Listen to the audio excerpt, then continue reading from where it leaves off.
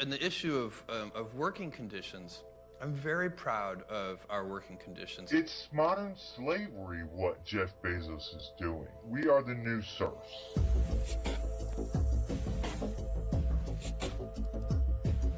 We looked at what the core values were of the brand. In Disney's case, it's things like inclusion and universal appeal. It's good over evil. It's the value of good work. It's the value of treating people well. I need to apply for food stamp because I don't have food sometimes on the table. In the last 5 years, I've been evicted 3 times. I eat 1 meal a day just to survive. I did work many days that were 15, 16 hours, and I had that mini stroke after 1 year. I'm very proud of our working conditions. Many times we work 2 weeks straight without a day off. We're leaving at 4 o'clock in the morning, coming home at 9, 10 o'clock in the evening. That was my reality at Amazon. I am fully convinced that the success of Amazon is actually created by the sheer terror pushing people to the extreme. We had revenue growth of almost 6%. It's evidence to us that the investments we're making in our product and our people are working. I know people that eat ramen noodles weeks at a time because they can't afford food. I also have to live off of food stamps. I look at my coworkers and we're all struggling. I almost felt like it was a huge prison cell because there were just little tiny windows that I could see the sun out of. It made me realize no matter what job I had in the future, it would never be as bad as working at Amazon. One of my favorite things about working at Walmart is the opportunity to make a difference in the world. And the size of the company gives us the opportunity as leaders to make the world a better place. Walmart said Thursday it's closing more than 60 Sam's Club stores nationwide and laying off thousands of workers. Labor unions are nothing but blood-sucking parasites. When I started working at Walmart, I was only making $8.30. I was receiving Section 8, food stamps, Medi-Cal. We just had a great quarter overall as a company led by the studio and Parks and Resorts. I had to move my 16-year-old daughter out of the house. I can no longer afford to take care of her. We've now had 11 quarters of growth. The market's reacted very generously to us over the last 3 years. My CEO makes over $9,000 an hour while I struggle. Disney is quite special. We create joy and wonder in the world, inspiring dreams and capturing the imagination of millions and millions of people. Disney prides itself on the fact that it's a place where dreams come true. Well, Disney, where's my dream?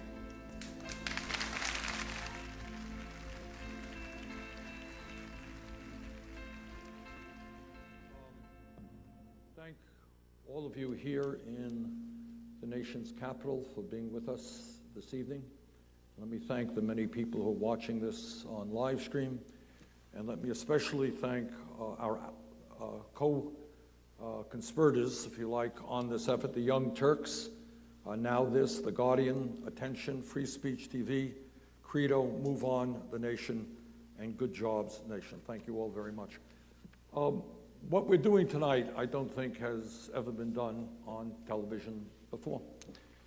And that is talk about the reality of life for tens and tens of millions of workers who every single day in the wealthiest country in the history of the world are struggling to put food on the table for their kids, are struggling to pay their rent, struggling to deal with childcare and the other basic necessities of life. Now, we hear every single day from the president and everybody else that the economy is booming, that it's doing just great. And the fact is that unemployment is reasonably low.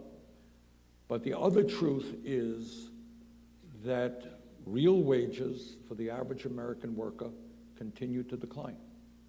And all over this country, people are working not just one job, but 2 jobs and 3 jobs to put food on the table. We got 30 million people who have no health insurance, and even more who are underinsured. We have some 40% of our population who, if they experience a $400 emergency, the car breaks down, their kid gets sick, they don't have enough money in their pockets to pay those bills. They got to borrow that money in order to deal with that emergency. Meanwhile, while millions testified that they were avoiding taxes. So they're paying us poverty wages, they're avoiding taxes here, they're making money everywhere, but they're not compensating the people that are making their money. I have no type of sick days. I have no type of paid vacation. What's a vacation? We don't have any of that, no benefits whatsoever. And I have to work close to almost 40 hours because they make sure you don't get 40 hours. They don't want to pay overtime. They do not want to pay you overtime. And after 2 weeks, I still don't have enough. I'm at $12.50. And that's, you know, it's a good amount, but I still can't. And that's the whole reason why I started, you know, being a part of the campaign with the Fight for 15, and we need protection. We need that union. It's hard living, and coming together in numbers, we have changed so much just at my store and also nationwide with the Fight for 15, and it feels good. It really does. And to have people like, you know, coming together and sharing to the world what we go through so that people understand and see what these CEOs are making, where are they at? How come they're not telling their stories? Well, on that note, let me mention, I guess they didn't show up, I don't know, but, and I can understand why the CEOs did not show up. And we made a very sincere, really was sincere effort, because I think it would have been an extraordinary discussion for them to defend the profits of their companies, the kinds of unbelievable compensation they get, in contrast to the lives of the people who work for them. We did make that offer. None of them showed up. Adriana, let me just mention to you, as you know, McDonald's last year made over $5 billion in profit. Its CEO, Steve Easterbrook, made more than $21 million in compensation last year. Now, as I understand it, you have been working at McDonald's for 8 years. All right. And here's what is interesting. It is not just that $12.50 is not a livable wage, especially for a mom with a child, but can you imagine working at a place for 8 years and being at $12.50? Okay. Just talk about, I mean, presumably you pay rent. Yes, presumably you eat, and presumably you take care of your kid. At the end of the week, how do you manage to keep going on $12.50 an hour? So I get paid every 2 weeks, and after, like, the first week after paying bills, rent, you know, food, we just don't go out. A lot of people take that for granted. The whole going out to eat, we don't go out to eat. It's mainly cooked at home, soup, beans, rice, you know, like the necessities. And it's not like I can go to the grocery store and buy like the expensive kind of food. No, it's the generic brand. And I mean, I got to do what I got to do. All right, let me ask you this. This is the wealthiest country in the history of the world. You work hard. You know, all of us have been to McDonald's at one time or another. And as I understand it, you told me you do all kinds of work there. It's not just one job. You're in the kitchen and you're at the counter and in the cash register, everything else. How many weeks of paid vacation do you get? None. Everybody hear that? No paid vacations. We can take 2 weeks off, but you will not get paid. All right. This is an employee who has worked for a company for 8 years in the wealthiest country in the history of the world. She works hard, and she gets 0 paid vacation. All right, anything else, Adriana, that you wanted to share with us? So far, no. Okay.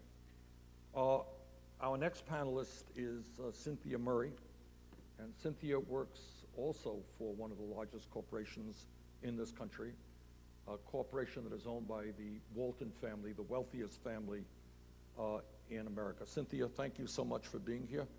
Why don't you tell us a little bit about what you do? Thank you. My name is Cynthia Murray. I am excited to be here tonight. I'm a founding member of our Walmart organization, and I've been with Walmart 18 years. So for me, it's very personal. I started at Walmart in 2000. 5 years after I was there, I seen a decline in how they treated workers, screaming at us in the aisles, no respect at all for us. So one day a young girl came by me and she was in tears, broken. She quit that day. She told me they were coming for me. And all I could do was say to myself is, what did I do? Well, she was right. The next day they took me in the office with 3 managers in there and just me. And the manager told me, she said, you're going to do what I tell you to do. And I said, well, I do that. And so she had a folder in her hand. I was an injured worker. That's what led me to work for Walmart in the first place. She threw the folder across the table at me. There was nothing in it. And I made a remark to her, and I said, well, I can have my attorney fax my medical records to you. And she said to me, are you threatening me? And I was like, no. You know, I said, but this is over. This isn't the way I was raised, and I don't believe that anybody in the workforce should be treated in that manner whatsoever. That day I decided that things were going to change, and I was going to stand for respect for every worker in our company and all workers.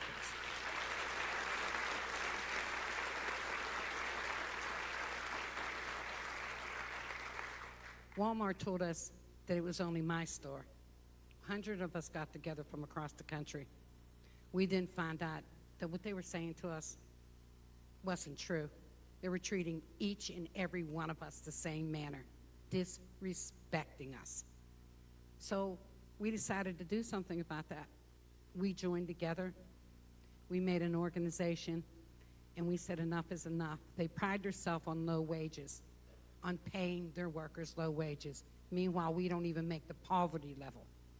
So from that time forward, we decided that we would also march for 15 and full time. When you come in our Walmart doors now, you start at $11 an hour. That's well and fine. That's still not enough. But the longtime associates that are there have not even got a raise for a cost of living, which, as you know, I don't make $15 an hour, and I've been there 18 years. There's something wrong with that in our country. Okay.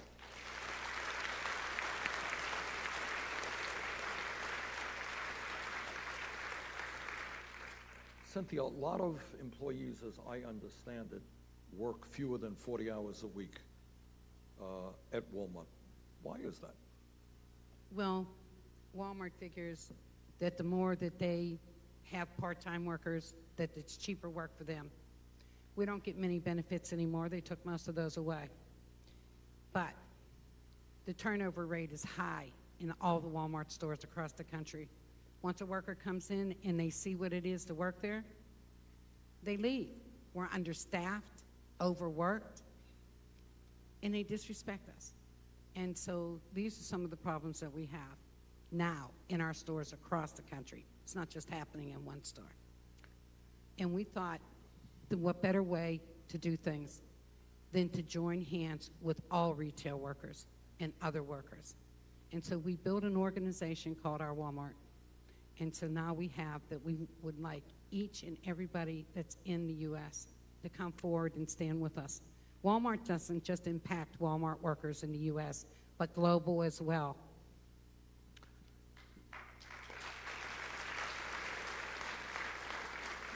Cynthia, let me ask you this. If people are paid wages that are really pretty unlivable, how do they survive in terms of health care, in terms of getting the food they need? Are many of your coworkers turning to government programs? Yes, Bernie, almost the majority of them. They offer us health care, but it's unaffordable for them, so most of them are on Medicare, food stamps, and public housing. That's the only way that they can make it. A lot of them have to go to the food banks. At one point in 1 year, Walmart store had the nerve to put out boxes for the workers to put in food to feed the other workers. Don't get me wrong. We as Walmart workers across the country, we take care of each other. If one needs something, we give it to the other. But for them to do that, and they're one of the richest companies in the world, come on. Let's get up off of it, and let's take care of our workers.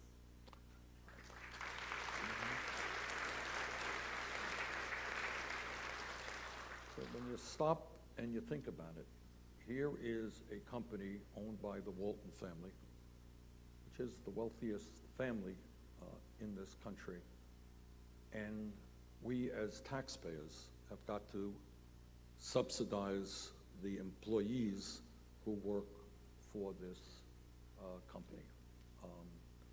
And that is something we should think long and hard about. The idea that workers there have to collect food boxes to feed other workers in a company owned by the wealthiest family in a country. Man, this is an issue that this country is going to have to deal with. But I thank you very much, Cynthia, for all that you're doing. Our next panelist is Artemis Bell. And Artemis also works for one of the largest, most profitable corporations in America, and that's Disney. And she works for that beautiful resort in Anaheim where millions of people go, and you take your kids and you see Mickey Mouse and Donald Duck and all of that stuff. And it is important to understand what goes on for those workers who are walking around as Donald Duck and Mickey Mouse, what's really going on in their lives. Artemis, thank you very much for being here. Why don't you talk a little bit. How long have you been at Disneyland? I have worked for the resort for about 7 years. And how much are you making after 7 years of work there? $11.86. Okay. And tell me about Anaheim and Orange County, California.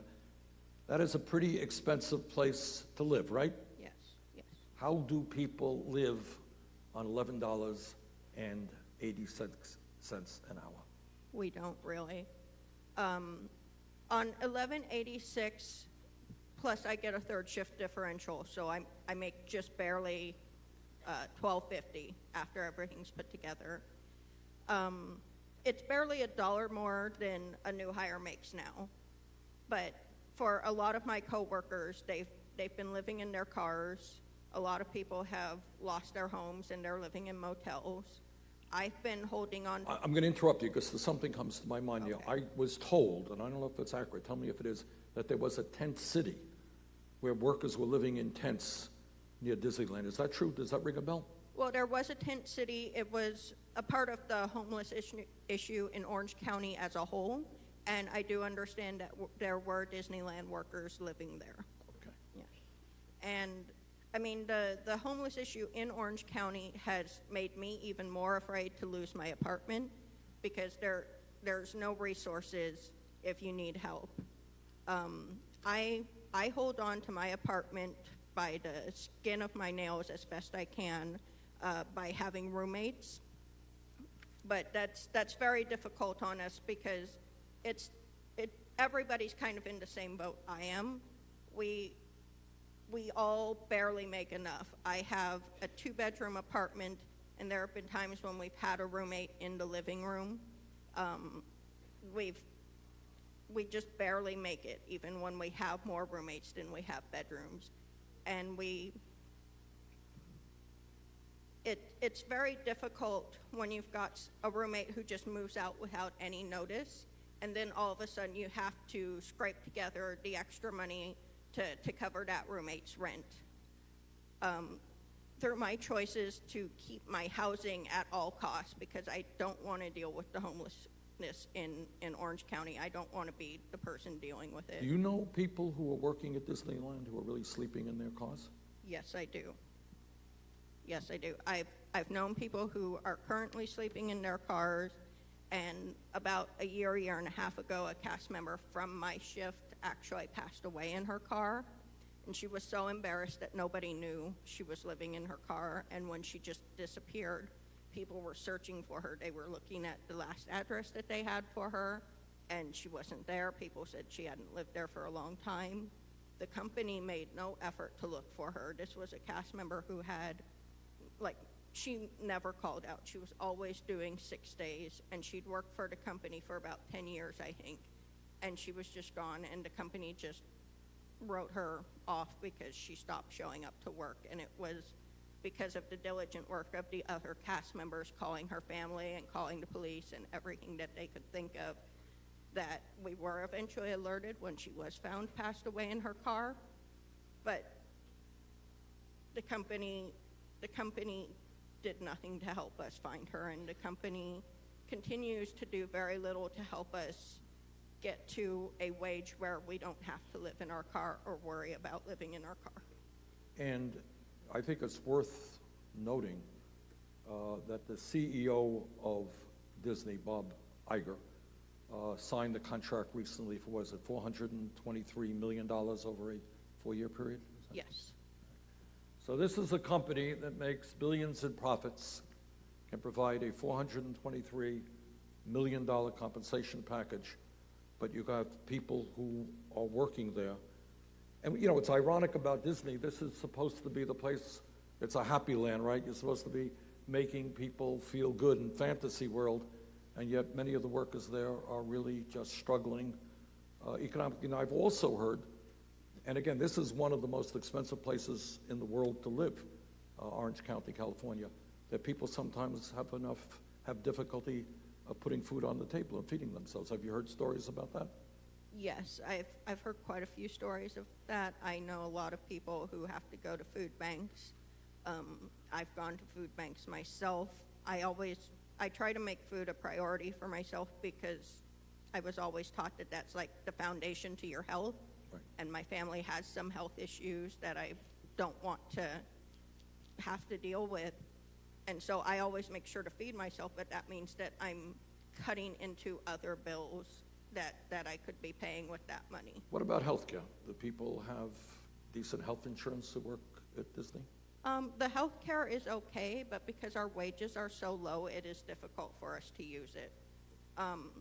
About a year and a half ago, maybe 2 years ago, I got very, very sick.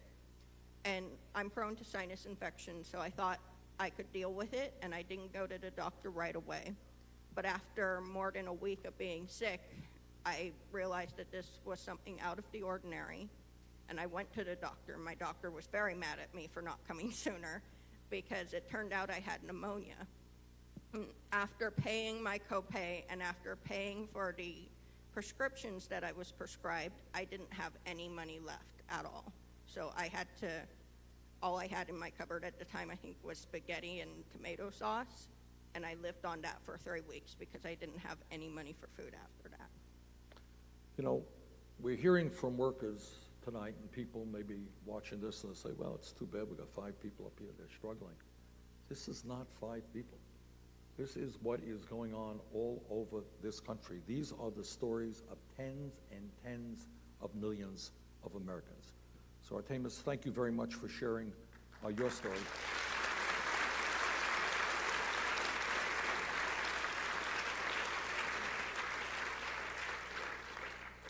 Now, Amazon is an unusual company, as all of you know. It's a company that is exploding in many areas, which is an issue unto itself. It's also a fairly secretive company in trying to figure out what's going on with their workforce.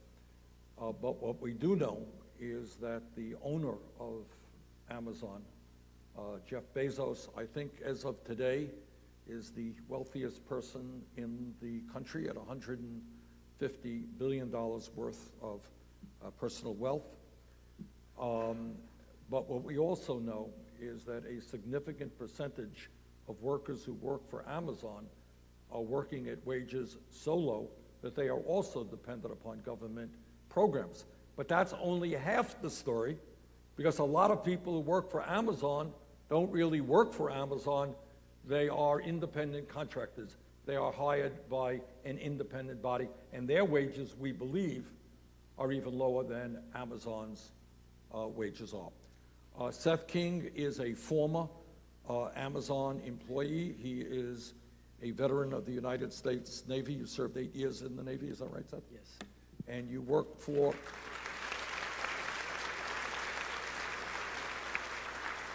You worked in an Amazon warehouse in Chesterfield, Virginia. Seth, can you tell us a little bit about your experience at Amazon? Hi, I'm Seth King. I'm a proud father of 2, ex-vet or ex-military. Coming into Amazon, I was pretty confident with or optimistic about how the job was going to be. I knew that they paid a little bit better than what I was used to out in the job force, and they provided benefits and 401k, and pretty quickly, right off the bat, realized that it's a luxury to offer things like that when they burn people out so fast that nobody ever really gets a chance to use it. and that their model is basically, it's a revolving door of just bodies that they're throwing at the floor, you know. And so I would start a day, come into work, do our stretches, and then it was 10 hours for 4 days straight, walking. You're not allowed to sit down. You're not allowed to talk to other people on the same aisles. If I was caught just conversing with people throughout the day as I was working, they would do something called a working party, where they would tell us all, this aisle all the way down for the rest of the warehouse, there's only allowed to be one person, and if you were caught talking to other people or interacting with other people, you'd get written up. And that was within the first week that I was seeing things like this. The first training day, we started with about 30 people, and by the fourth training day, there was only 8, because so many realized how quickly they just weren't cut for how physically demanding the job was. And I felt that pretty immediately, but I needed the money. I was working a second job as a security guard also, so on top of my 40 hours a week, I would spend 2 12-hour shifts right after working at a security post. And I could have worked a third day. I probably could have used the money too for that, but I needed at least one day to rest. I was so physically exhausted. I would spend almost an entire day sleeping throughout the week. But the environment is just, it's very isolating. It's depressing. I was spending an hour driving to work, 10 hours on the floor, and then the whole time I was there, you know, there's no windows, there's no, you're tracked every second of the day. Every second that you're out there not being productive, somebody's watching you to make sure that you are still on task. And they have a number, there's like a rate that you're supposed to reach for whether you're stowing or taking items off the shelf, whatever your job was for the day. And my entire, even though it was just a 2-month stint there, I was spent even days where I thought I was doing really well. I'd come up at the end of the day about 20% short of their expected goal. It just always felt unattainable. So you're just day to day struggling to hopefully not get fired. You're putting in 100% and you're coming out of it without anything really to show for it. So even through all of that, I was still struggling to make ends meet, living paycheck to paycheck for both jobs. And there was, I mean, it's really personal, and up here on the mic it's kind of hard to talk about, but there was a point in my life where when I was working there, towards the end of the time I was there, I was so depressed, and I kept telling myself, if this is the best my life is going to get, why am I even still here? And I would leave in such like a horrible emotional state that I'd have to leave because I couldn't physically be there anymore. And I finally, like the second time that I had broke down crying and left work because of it, I called one of my best friends, and she told me, if working there really makes you feel like this, if you feel like taking your own life because of the job you're working at, like, don't work there. That is not there's no work environment that should make you feel like that. And so I left, and thank you.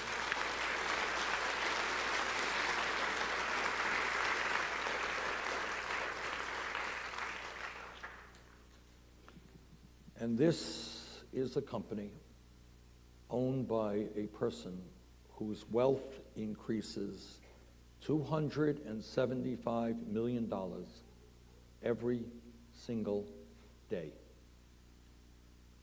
$275 million increase in wealth every single day. And those are the kinds of conditions that workers are living under who work for Mr. Bezos. Ironically, as we speak here, as I understand it, there is now a strike going on in Europe.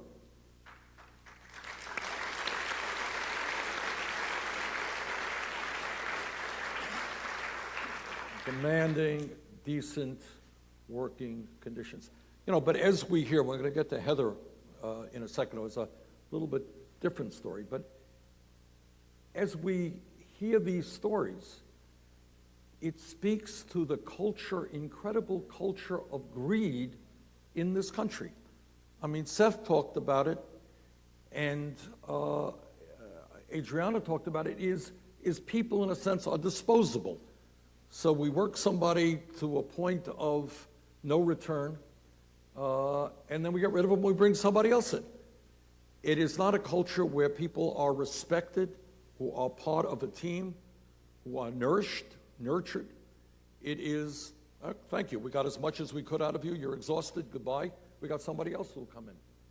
And we have to ask ourselves a very fundamental question as to whether or not that is the kind of country and the kind of economic culture that we are comfortable with. And I think most Americans are not. And now I want to welcome to the panel Heather Hudson. And Heather works for a subsidiary, a fully owned subsidiary, as I understand it, of American Airlines, and that is Piedmont Air. And Heather is a proud member of the Communications Workers of America. Hello. My name is Heather Hudson, and I work for American Airlines, wholly owned carrier Piedmont Airlines, for 11 years. You might recognize the flights as American Eagle. That's me. I'm pleased to be here to represent the service agents at both Piedmont and Envoy Air, and be represented by the Communications Workers of America. I'd like to thank Senator Sanders for giving me this opportunity to speak today at this town hall. My story and the stories that you heard from the other panelists are not unique to us. Millions of Americans across this country are going through the same struggles just to make ends meet. And we all work full-time for major corporations making poverty wages.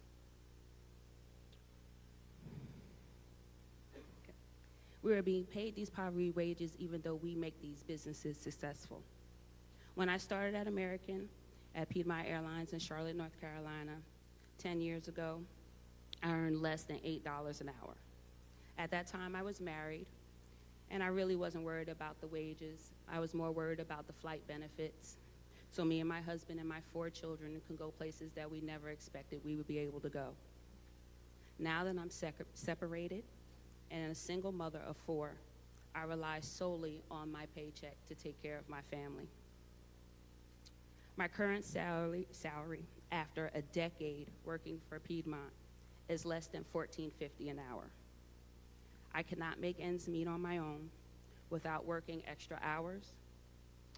And on those days, I work 12-hour days. Even with this additional time, I qualify for food stamps and my children receive Medicaid. I've been getting the support for the past 5 years. You will never understand how humiliating it is to be at the social service office in line with your coworkers. It shouldn't be this way. The starting wage at Piedmont Airlines right now is $8.50 an hour. I have coworkers who work double shifts every single day. That is from 6 a.m. to 11 p.m. because they're not earning enough to take care of their own families. Some of my coworkers work second jobs at fast food restaurants just because they make more per hour than we do. Being a single mom, I don't have the time to work doubles every day.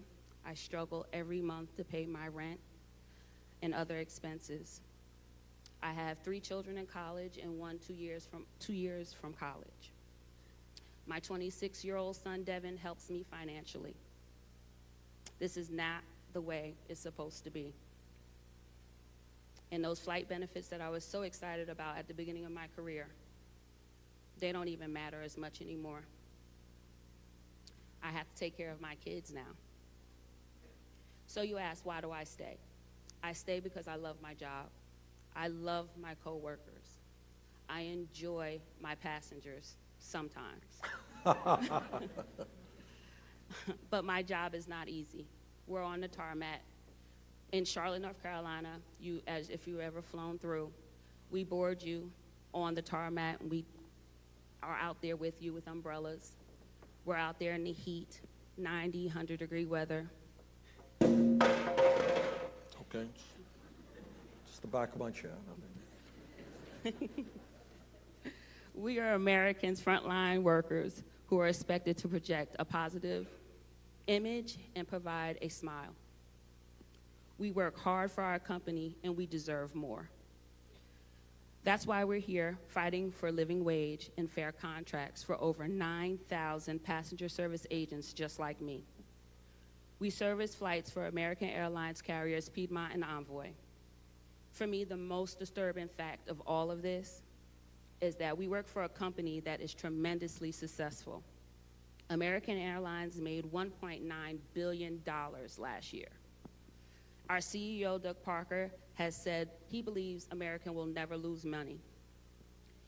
Is American using this money to support its frontline workers in Piedmont or Envoy? The answer is no.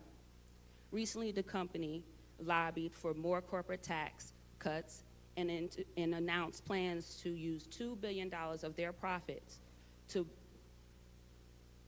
buy back stock through 2020.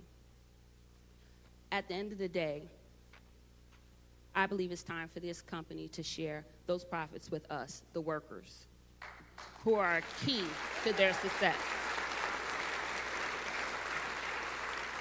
I and the other workers should not have to work extra hours. We should not have to get other jobs just to make ends meet. My oldest son should not have to be taking care of me and his siblings. My son, who is 2 years away from college, should not have to worry about financial fears to go to college. It's time for American Airlines to increase our pay.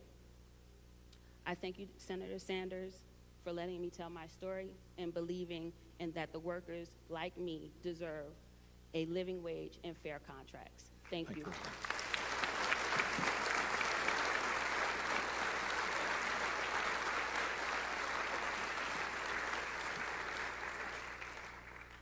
Heather, you have, I travel a lot, so I see you and your colleagues all over the country. It's a tough job. It's a job in which if a flight is canceled, and I was on a flight last night that was canceled, people get angry and they miss job interviews and they miss funerals and they miss weddings. What kind of stress do you and your coworkers work under those conditions? Well, Bernie, I've been there for 11 years. So I have gone through a lot. I have been spit on. I have had baggage thrown at me. I've had been hit, so we have a very stressful job. It was a time in my career where I used to dream about boarding aircrafts and seeing them push back because we're so stressed on time. We have to get these planes out on time. We have to make sure that things are done properly. And so it's a very stressful job. Heather, if somebody were to walk into Piedmont tomorrow applying for a job in Charlotte, what kind of wages would that person get, do you think? $8.50. $8.50. Mm-hmm. And you have been there for 10 years? 11 years. You're now making? $14.37. And despite working long hours, you have to depend upon food stamps to feed your family? I do. And this is what it's all about. Somebody who works hard, it is a stressful job, year after year after year, and you and your co-workers have to walk into offices to get food stamps because the company that made $1.9 billion last year apparently doesn't have enough money to pay you and your colleagues a living wage. Okay, and that is an outrage. And with that, let's go to another video that I think we have on deck here. The only way that I can see to deploy this much financial resource is by converting my I Amazon can see winnings to, into deploy space this travel. much The fact that he wants to spend his billions on going into space is absolutely ridiculous and laughable. From January 1st through May 1st of this year, Jeff billions Bezos, on the going founder into of space Amazon, is saw absolutely his wealth ridiculous increase and by laughable. $275 million every single day.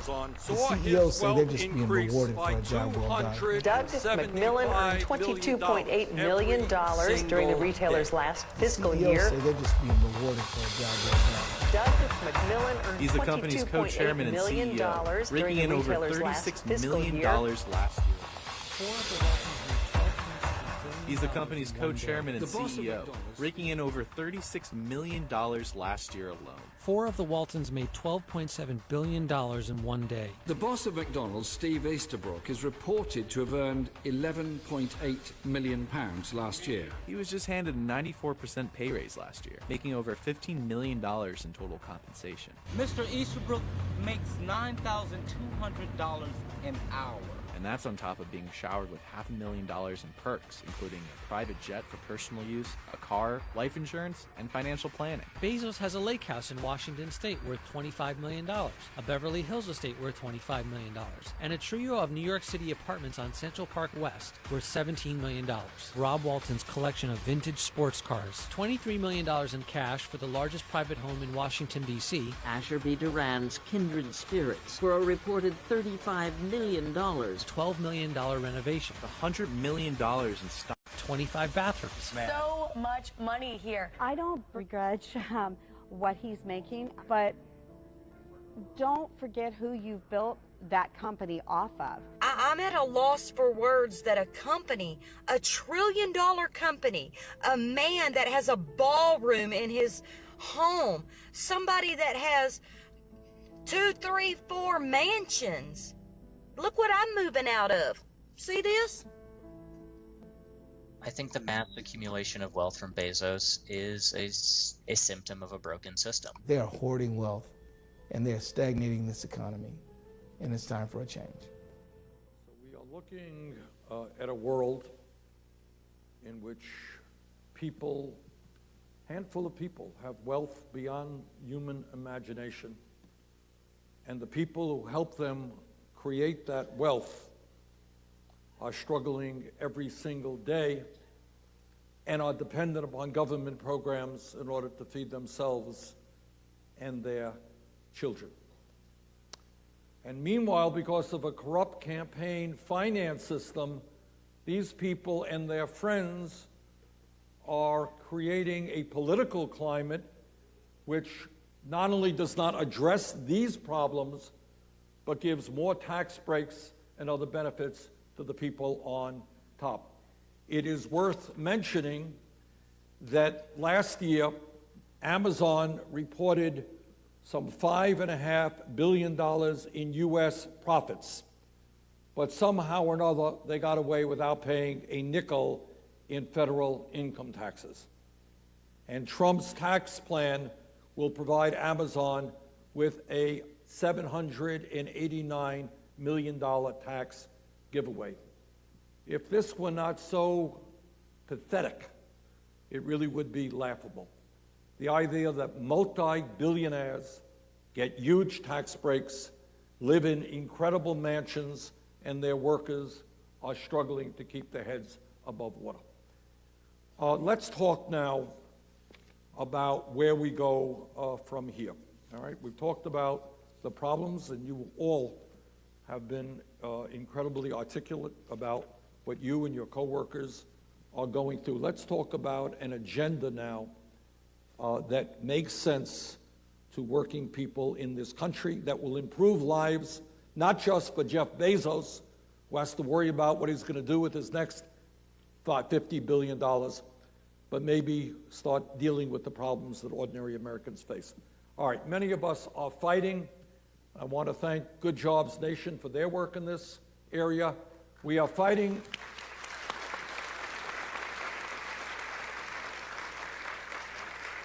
We are fighting for a minimum wage, which says that in the United States of America, if you work 40 hours a week, You should not be living in poverty.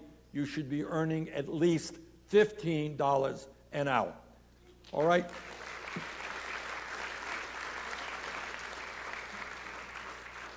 Adriana or anybody else, why does that make sense? I think it makes sense because I'm over here busting my butt at McDonald's, working for 3 people, and I'm still making the wage of 1 person. And I'm sorry, but that video really got me mad because I'm not asking for a mansion. I'm not asking for a lake house. All I'm asking is to be able to provide better for my son. And I'm working, and I don't want to depend on the government. Why should I depend on the government? McDonald's has billions in profit. I'm not asking for a freaking private jet.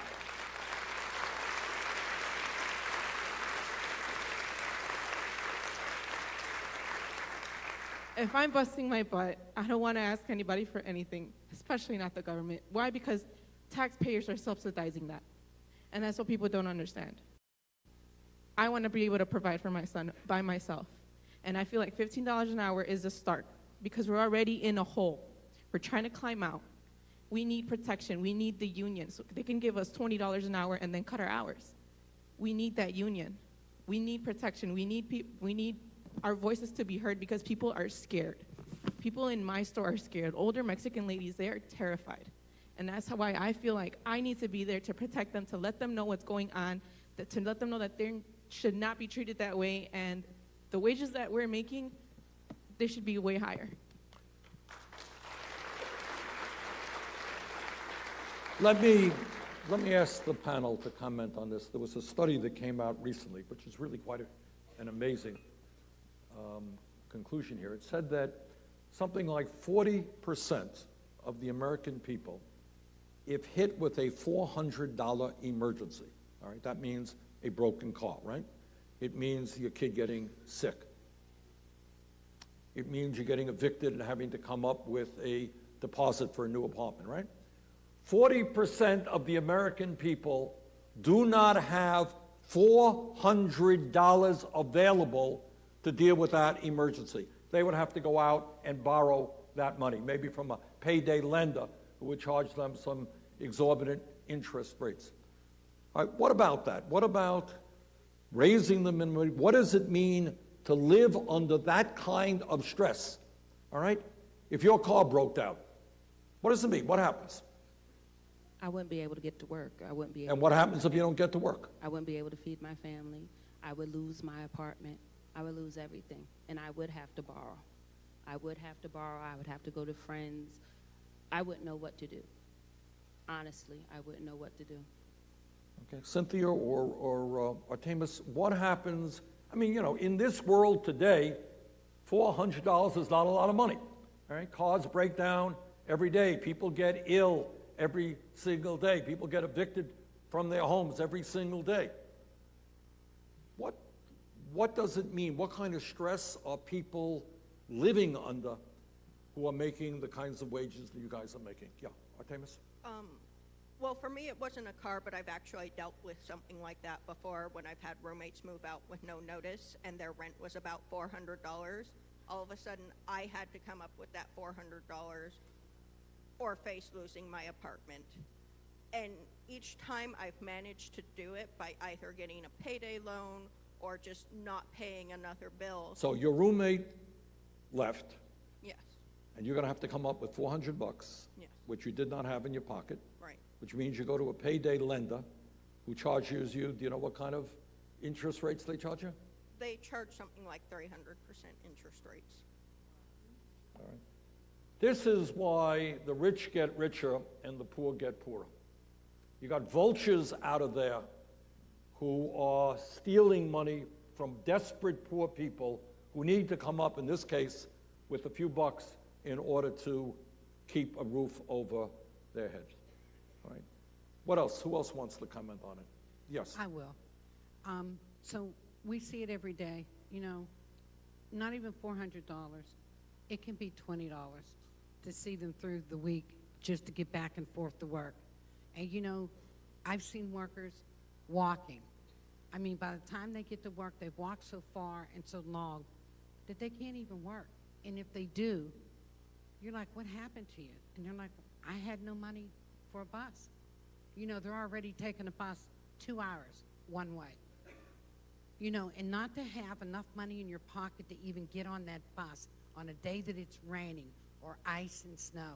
Imagine that. And then, you know, they have nothing to eat, no lunch. And then they say to me, you know, I got to go home today and I can't even feed my child. Can you imagine? We live in the U.S. and these people keep getting richer and richer. And so just one thing, $20. Now Walmart says they got a loan.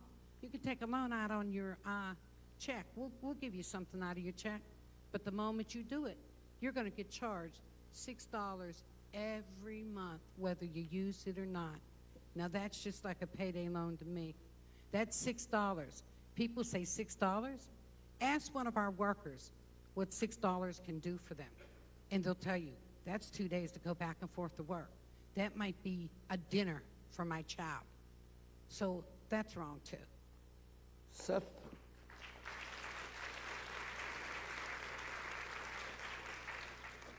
there are a lot of doctors and psychologists who will tell you that stress is one of the most serious health issues that we face. That people every single day are dealing with stress in a dozen different ways. Anybody want to talk a little bit? You did. I know, Adriana, we were upstairs. You were talking about stress, and Seth, you certainly were talking about what it did to you physically and mentally on your job. But Adriana, what kind of stress level are you under where you work? Oh man, stress balls right here, stress ball right here. At work, you're constantly under pressure. We have a certain amount of time to do everything. Everything has to be done under 90 seconds. Say that again. Everything has to be done under 90 seconds. So that's taking the order, which sometimes people take longer than that. That's making the burger, the fries, the drink. So it's constant yelling, constant belittling you, making you feel like you're less than human. It's horrible. I don't even know another word to explain it because you're constantly stressed at work. You go home, you're stressed because you don't have no food on the table, and you don't see a way out. Okay. Further discussion on that? Anyone want to add to that? Well, I mean, with my job, I've been fairly lucky. I don't stress at work, but I stress because of the circumstances that my pay has created. And because I work third shift custodial, I have a very different sleep schedule than most people. And life doesn't always work with that schedule. Try going to class at 2 o'clock in the morning and you'll understand what it's like for me to go to class at 2 o'clock in the afternoon and just to not sleep. It wears you down so that you can't handle the stress when you have it. And because of the stress that I had to deal with from trying to do everything and go to school and go to work and now have a second job, I ended up taking a 2-year hiatus from school, which I was only planning to have that be about a semester. But it turned into 2 years because for the longest time, every time I thought about the added stress of going back to school, I couldn't handle it and I would cry and I would just not sign up again that semester. Let me ask you another question. And we've talked about a minimum wage of at least $15 an hour and what that might mean. What about healthcare? What about the anxieties over healthcare? If I said to you that right now, in the last poll that I saw, and everybody should know this, 63% of the American people now believe that we should have a Medicare for all single-payer program.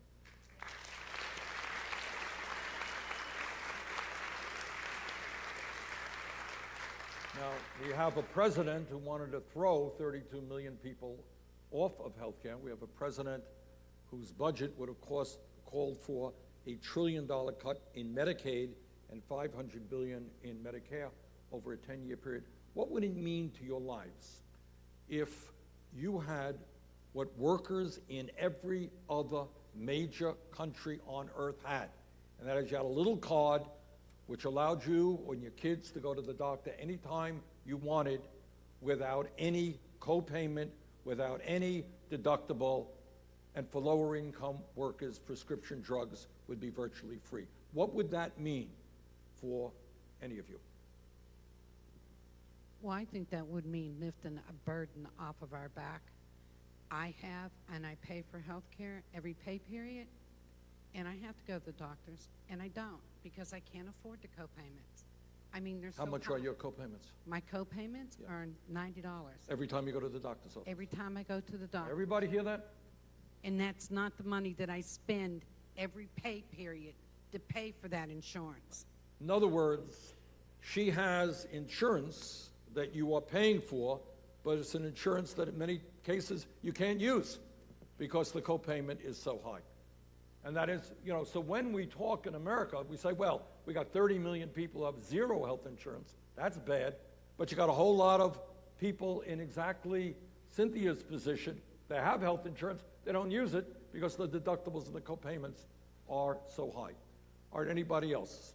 Adriana, what do we need to you if you and your son guaranteed health care? I think it would mean a healthier America, not just me. You know, people would get their yearly checkups like we're supposed to. You know, their dentist every, 6 months, I believe. It would just mean, but you would take care of yourself. You would maybe feel better. It'd be incredible. Okay, let me,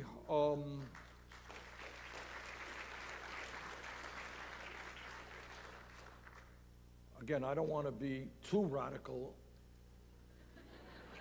and suggest that maybe the United States of America might want to do what virtually, you know, every other country, major country on earth is doing.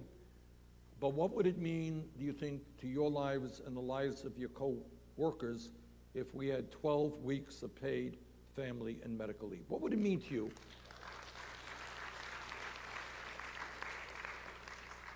That you could take time off of work, that when your kid got sick, you wouldn't have to worry about losing your job or losing wages. What is that about? What impact would that have in your lives? Heather, you want to jump into that one? Sure. That would take a lot of stress off of me, especially being a mother of 4 children. What happens now when your kids get sick? Well, with my company, we have a point system. So if you call out for one day, you get 3 points. The next day is 4. You get points for being sick? Yes, you get points for being sick. You're penalized for being sick? Yes. So it's more or less if you're sick less than 7 days, you get penalized. After the 7 days, you don't get penalized with a doctor's note. But not many of us can afford to be out 7 days of work. We don't get paid.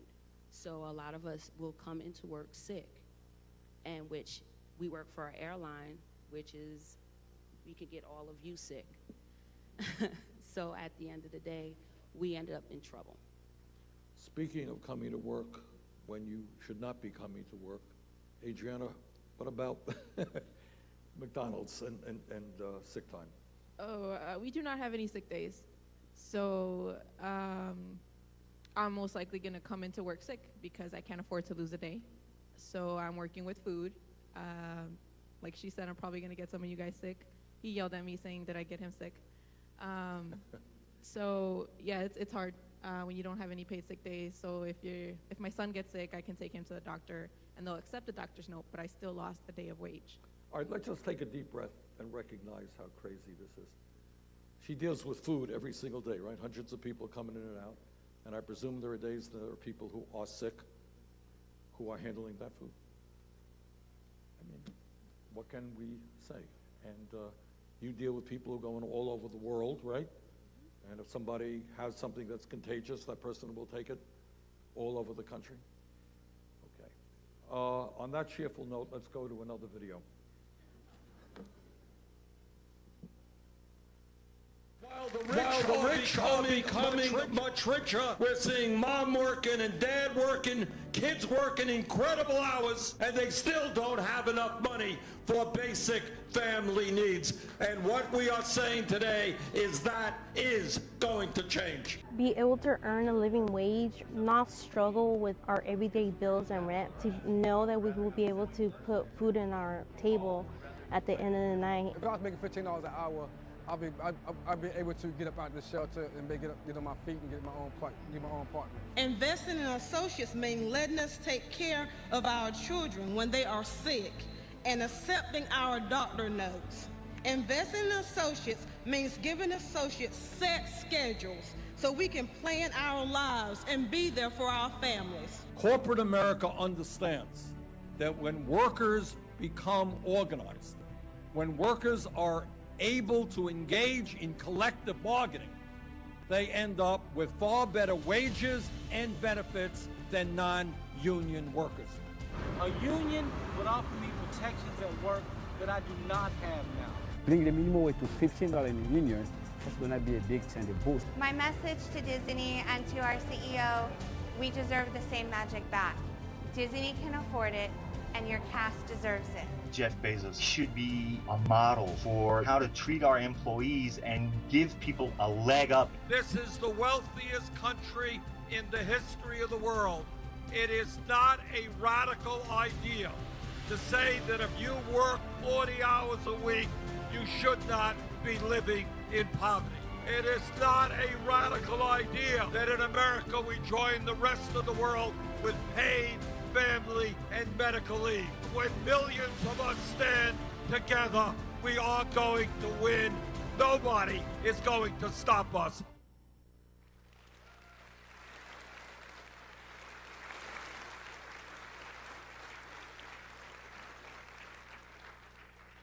And actually, that's true. Because that is exactly what is happening all across this country. Now, if we were here 5 years ago, and I got up here, and I said, you know, I think we should raise the federal minimum wage from the starvation wage of $7.25 now, which is what it is right now, to $15 an hour. People would have said we were crazy, right? But you know what? All across the country, because of the wonderful work done by these, stand up, Good Jobs Nation, stand up, guys.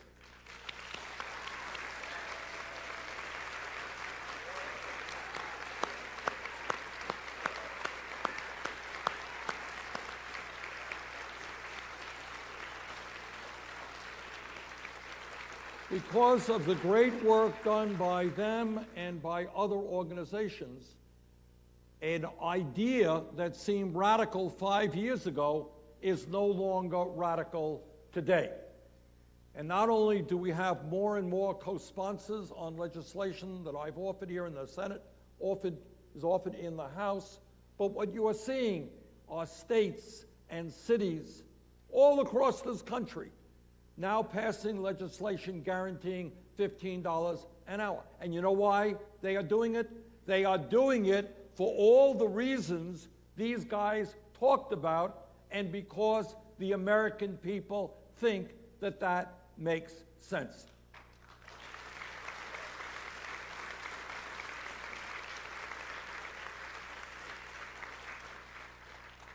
All right, let me throw it open to you guys.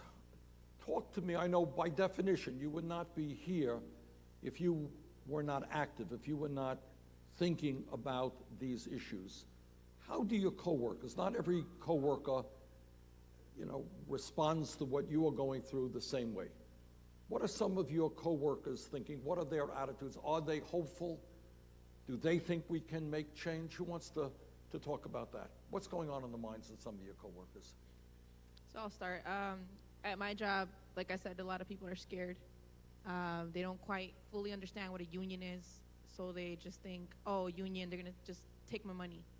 And so I try to explain it to them, like, no, you work out a contract, you get paid sick days, you'll get vacation. Like, we don't have vacation. What's a vacation? So they'll be like, oh, okay. Well, so I think it's more of trying to make them understand. And when they get frustrated, then that's when they'll come to you, and that's how I started my whole 515 thing. Cynthia, what about workers in Walmart? Are they prepared to fight back, do you think? Oh, yes. Walmart workers are prepared to fight back across the country. Our organization, we've joined hands across the country, and we're trying to change the way that the conditions are in our company. And especially 15 an hour, and that's low. We all know that if we had still continued with the minimum wage, it would be like $21.50 right now an hour. So we are way below that, and it has to change. And the only way that we can change that is if we all continue to join hands and stand up across the country. We need Walmart to continue to start giving these workers full-time hours. What can I do with 1 day a week at $15 an hour? Nothing. So we are going to continue to stand for 15 full-time schedules, and we want harassment to stop for all workers across the country.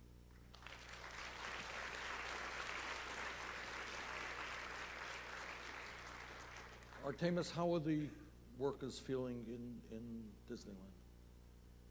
I think overall we have more fire in us this contract negotiation than we've had in a long time. A lot of my coworkers have looked at Disney as like a Goliath that they couldn't even be a David to for a very long time. But over this past contract negotiation, which has been going on for about 6 to 8 months now, or well, the negotiation's been going on for 2 months, and we've been preparing for it for 6 months. We've gotten more support, and we've gotten more fire out of the members than I've seen in a very long time. We have a hunger strike coming up next week, starting the 24th, I believe, on a Tuesday, for 4 days. And since I announced that I'll be doing that with a few other members, we've gotten so much support. We have annual pass holders who are going to sit with us for at least 1 day in solidarity and fast with us. And it's just, we've come together in a way that we haven't seen in a long time. And you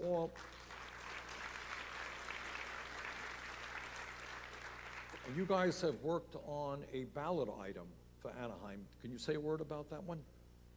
There is a living wage initiative right now that's being pushed by a coalition of unions that my union is a part of.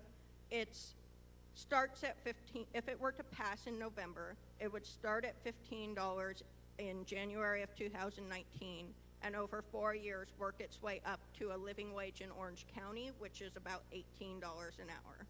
Now, what's interesting about Anaheim, it's not just that Disney and the other big companies there get federal tax breaks. They also have managed to get enormous tax breaks from the city itself. Is that right? From what I understand, over the last 10 years, they've gotten roughly $1 billion in tax breaks, and they managed to get a tax, they managed to stop a gate tax from being passed that would have brought in about $1 billion over the next 30 years, I think it is. My numbers might be a little off, but it's close to that. That would have put money into the city for over 30 years, and instead that $1 billion is going to build Star Wars Land, which they were gonna build whether they got that tax break or not. And they create these tax breaks so that they can create jobs, good paying jobs. And while the construction jobs that they create are good paying jobs, those jobs last for a certain amount of time, and then it's the jobs like mine, the low-wage jobs that are long-term jobs. And the low-wage cast members like myself, we are the ones who live in the community or want to live in the community, and we can't afford to live. We might be renting a room or an apartment, but we're not living in the community right now. Seth, did you want to add to that discussion? What was your impression of the consciousness of workers at Amazon where you were there?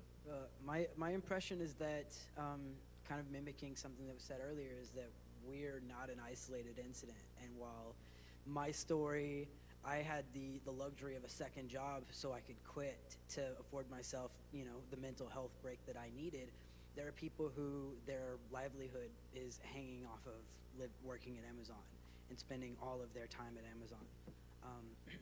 And I'm a semi-young and able-bodied person. I'm pretty active.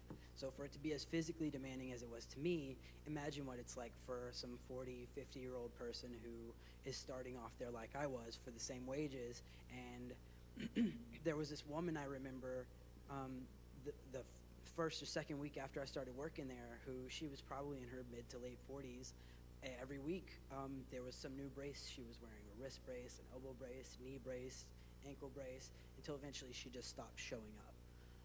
So I know that there are more people out there who feel the exhaustion that I felt and feel like the pay is not only not worth it, but the culture of the environment of working there is it's to use you until you're no longer necessary. So, Heather, what about the airline industry and American Airlines and your coworkers?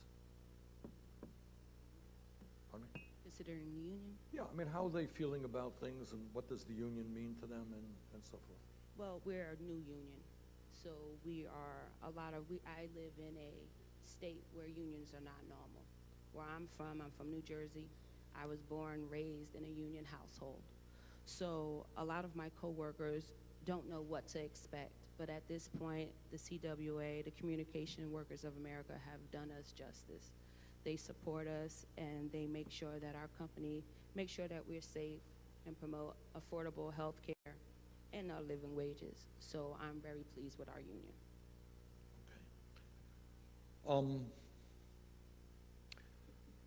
I think what we have heard tonight, and let me say it again for the umpteenth time, is we have 5 people up here, but they are really speaking for tens of millions of people.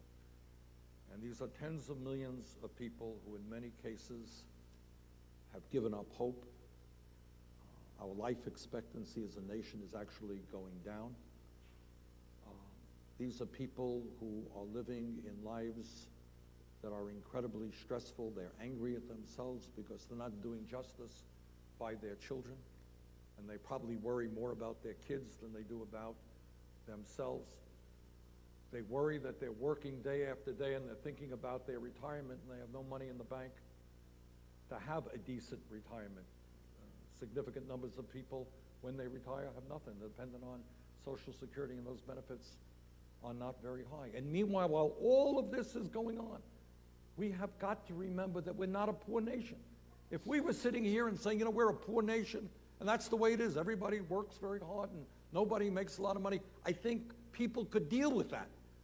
But when you see that video, when you see Bezos worrying about, which, his multi-zillion-dollar homes and what he's going to do with $150 billion, people understand in their guts that that is just not right and not what this country is supposed to be about. So I think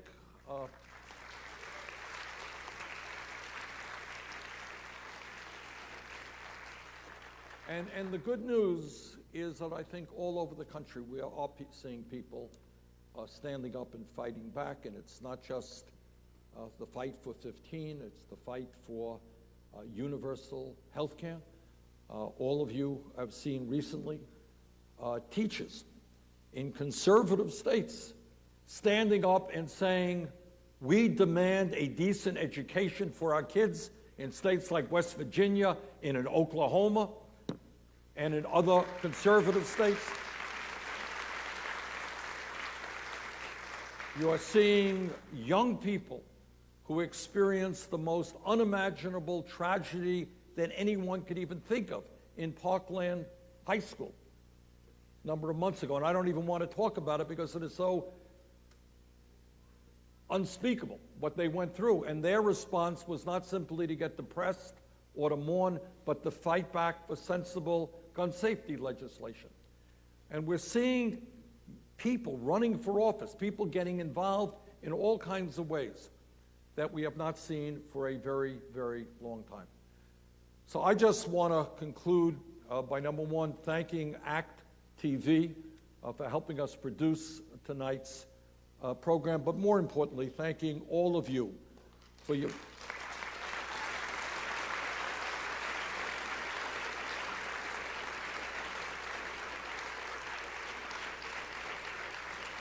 thanking you for what you are doing and for your willingness to share your story with the American people. Thank you.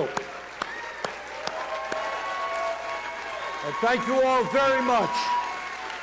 Thank you.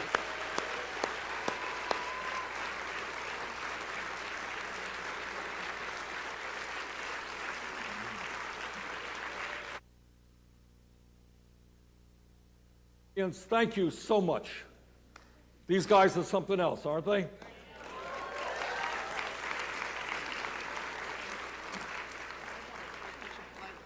I mean, okay, good job.